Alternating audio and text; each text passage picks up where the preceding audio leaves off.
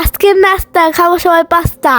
আপনারা দেখতে থাকুন সহজ উপায়ে পাস্তা রান্নার রেসিপি। যদিও আপা আজকে বাসায় নাই, তো তবুও আমাদের আজকে পাস্তা খাইতেই হবে আমার।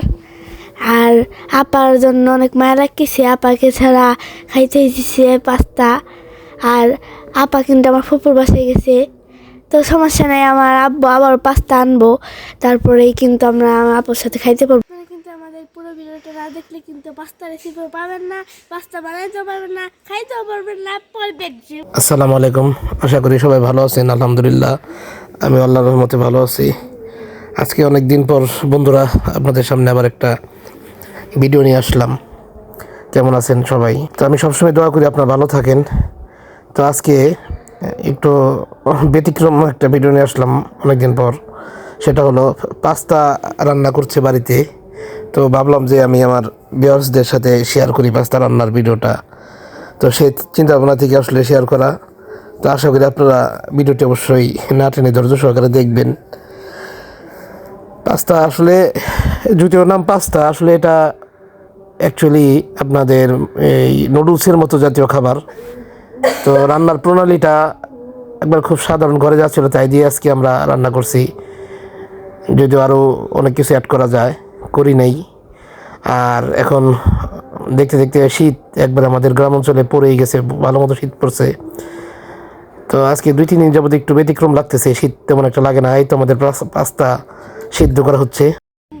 আপনারা অবশ্যই ভাববেন যে আমি এতদিন ছিল, কিন্তু বুঝতেই পারছেন যে পরীক্ষার চাপ ছিল, সেজন্য আমি কিছু বলতে পারি নাই।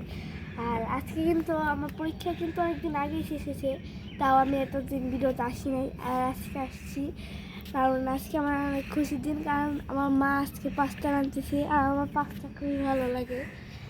আর আপনারা যাদের বেশি বেশি পাস্তা খেতে পছন্দ করেন, তারা কিন্তু অবশ্যই কমেন্টে জানাবেন। আপনারা কিন্তু আমাদের পুরো ভিডিওটা না দেখলে কিন্তু পাস্তা রেসিপি পাবেন না, পাস্তা বানাইতেও পারবেন না, খাইতেও পারবেন না, পারবেন। আমাদের ভিডিওটিতে অবশ্যই লাইক করবেন, আর আমাদের চ্যানেলটিকে অবশ্যই সাবস্ক্রাইব করবেন আমাদের পাশে থাকার জন্য। ধন্যবাদ। পাশে থেকে বেল আইকনটি অন করে দিন। আমাদের ভিডিওটি না টেনে দেখতে থাকুন। আর অবশ্যই কিন্তু পাস্তার রেসিপিটা দেখতেই হবে। আমার মা কিন্তু অনেক সুন্দর করে পাস্তা বানাতে পারে। গ্রাম অঞ্চলে আসলে আমাদের রান্না করতে হয় বেশিরভাগ সময় চলাতে, মানে লাকড়িতে। তো কিছু লাকড়ি কিনে আনছি, তাই রোদে শুকনোই।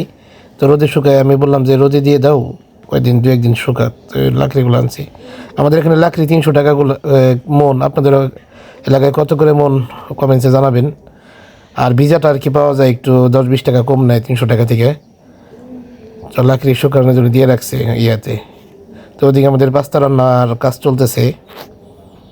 তো এভাবেই আর কি আমাদের দিন যায়, ভিলেজ লাইফ, গ্রামীণ জীবনগুলো চলে। পাস্তা সিদ্ধ করা হয়ে গেছে। এখন ঠান্ডা পানিতে পাস্তাটা ধুয়ে নিতে হবে যাতে শক্ত থাকে। তো এভাবে রেখে দেওয়া লাগবে কিছুক্ষণ। আর বাকি মশলাগুলো এখন আপনার কষাতে হবে। যেমন প্রথমে তেল ঢালতে হবে, পুরো পরিমাণ মতো তেল দিয়ে দিল। তেল দেওয়ার পর রসুন কুচিটা আগে দিতে হবে। রসুন কুচিটা 2 থেকে 3 মিনিট বা আগুনের তাপ অনুযায়ী মিডিয়াম একটু ভেজে নিতে হবে, যার জন্য আমরা দিয়ে নিচ্ছি রসুনটা একটু 50% ভাজাটা হলে আপনার এর ভিতরে পেঁয়াজ কুচি দিয়ে দিতে হয়। তাই পেঁয়াজ কুচি দিয়ে নিলাম। পেঁয়াজ কুচির পর একটু নাড়াচাড়া দিতে হবে, পেঁয়াজটা একটু ভাজা ভাজা করতে হবে। এর পর্যায়ে হলুদের ফাঁকি, মরিচের ফাঁকি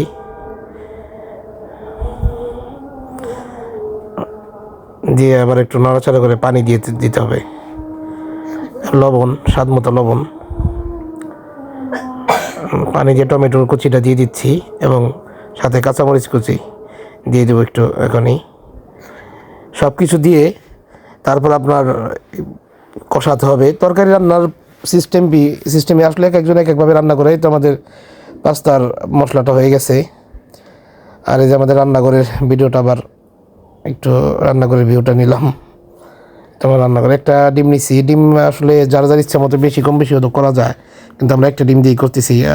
রাঁধতেছি অনেক দিন পরে, যদি ভালো না হয় ডিমগুলো নষ্ট, ডিমের যে দাম। দেখ ডিমটা দেওয়া হয়ে গেছে, ওই মশলা কষানোর তেলের ভিতরে আমরা ডিমটা দিলাম। ডিম আলাদা করে আর পোস্ট করলাম না, এখানে আমি করে নিচ্ছি। এতে ডিম দিয়ে আর মশলা দিয়ে ভালো মতো নাড়াচাড়া করা হচ্ছে। আসলে যে কথা বলছিলাম যে আমাদের গ্রামে বেশ কিছুদিন ভালোই শীত পড়ছে, কিন্তু আজকে 3-4 দিন যাবৎ দিনে বেশ গরম যায়, ফ্যান ছাড়ার মানে উপক্রম। বুঝতেছি না ব্যাপারটা কি। আসলে চতুর্দিকে যেভাবে পরিবেশ দূষণ হচ্ছে, এটাই মনে হয় কারণ হতে পারে। এই পর্যায়ে আমাদের কাজ হয়ে গেছে, এখন আমরা পাস্তাটা দিয়ে নিলাম। আর পাস্তা দিয়ে একটু নাড়াচাড়া করতে হবে, এবং কিছুক্ষণ পরেই ওই পাস্তার রেডি মিক্স মশলাটা দিয়ে দিতে হবে। দিয়ে নাড়াচাড়া করতে হয়। তো আমরা নাড়াচাড়া করতেছি। আর পাস্তার ভিতরে কিন্তু মেন একটা জিনিস টমেটো সস দিতে হয়, যেটা বাড়িতে ছিল না, আমরা যার কারণে দিতেও পারিনি। পরবর্তীতে আবার একসময় দিয়ে আপনাদের দেখাবো। আজকে কি করা, ছাড়াই তো মশলাটা দিয়ে দিচ্ছে। আজকে ওটা ছাড়াই ওটা পাস্তা হয়ে গেছে ফাইনালি, এখন বাড়তেছে। এখন আমরা নাস্তার জন্য বসে গেছি।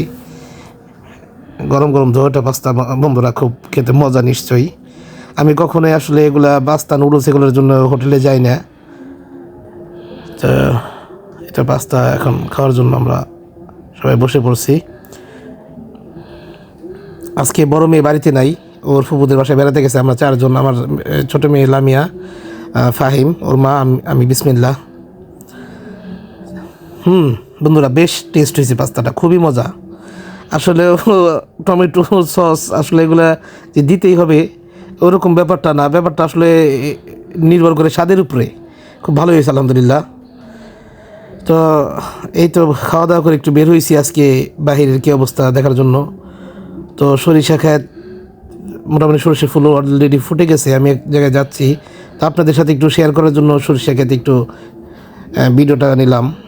তো ফুলগুলো আসলে 30% বা 40% ফুটছে, 100% ফুটে নাই। তো ফুটলে আপনাদের সাথে অবশ্যই শেয়ার করব। মেনলি সরিষা ফুল নিয়ে আপনাদের সাথে একটা ভিডিও শেয়ার করব। তো আমরা এই যে পাশে সেটাও সরিষা ক্ষেত, একটু অল্প করে লাগাইছে মনে হয় কেউ। আর এই তো মানুষের বাড়িঘর করতেছে মানুষ রাস্তার পারে। আসলে আমাদের এলাকার জায়গাগুলোর দাম এখন ফট করে বেড়ে গেছে, কারণ আশেপাশে খুব মিল ফ্যাক্টরি হচ্ছে, খুব দ্রুত মিল ফ্যাক্টরি হচ্ছে। আর যার কারণে জমির দাম খুব দ্রুত বাড়তেছে, এমন চাষি জমিগুলো নষ্ট হয়ে যাচ্ছে। তো আমরা বলতে বলতে আবার রওনা করলাম। তো এই যে এখানে একটা বাঁধাকপি ক্ষেত, যদিও বোঝা যাচ্ছে না, আমি একটু দূর থেকে করছি ভিডিও। আল্লাহ হাফেজ, আজ আর বাড়াচ্ছি না। টেনে দেখার জন্য ধন্যবাদ। নতুন কোনো ভিডিওতে দেখা হবে।